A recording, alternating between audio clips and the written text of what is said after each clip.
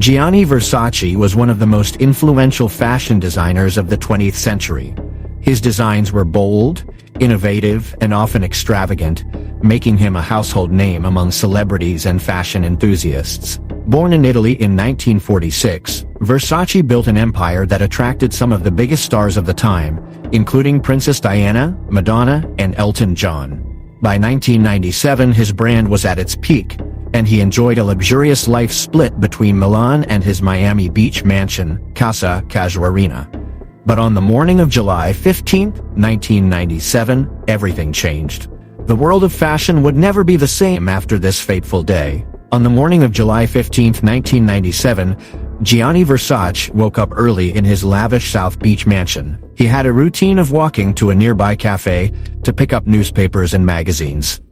Around 8:45 a.m., Versace returned home from his walk, carrying a bag with the latest publications. As he approached the steps of his mansion, a man wearing shorts, a gray t-shirt, and a baseball cap walked up behind him. Two shots rang out in rapid succession. Versace collapsed on the steps of his own home, bleeding heavily. The shooter, later identified as Andrew Cunanan, fled the scene immediately. Witnesses saw him escaping on foot, disappearing into the Miami streets. Versace, mortally wounded, was rushed to the hospital, but he was pronounced dead shortly after. The murder sent shockwaves through the world. How could such a renowned figure be gunned down in broad daylight? And who was Andrew Cunanan? Andrew Cunanan was a 27-year-old fugitive with a violent past.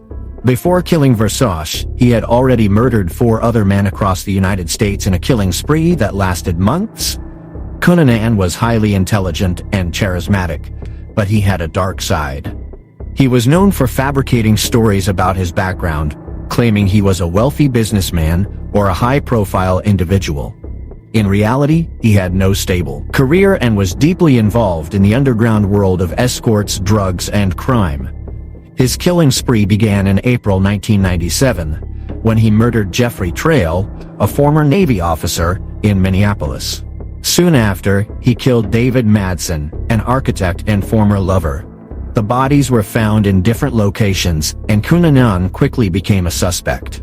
On May 4, he traveled to Chicago and brutally murdered Lee Miglin, a prominent real estate developer.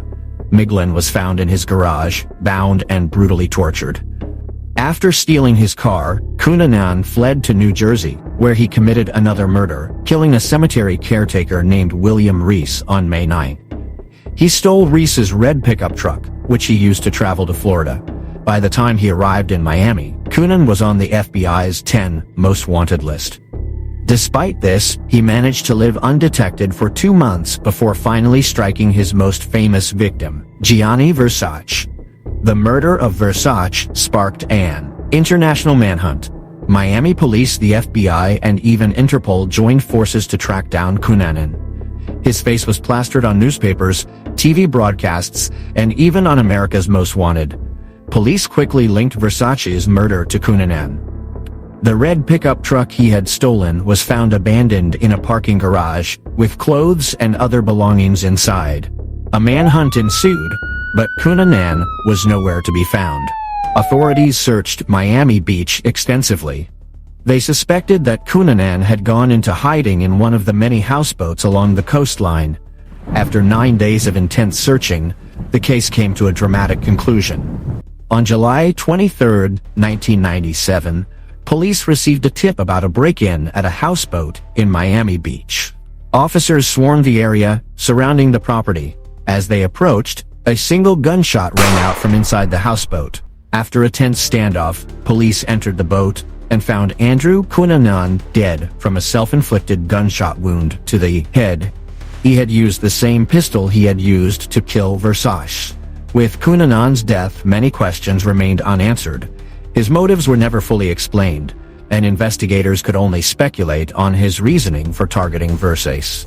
Some believed it was an act of jealousy, while others suspected a personal vendetta.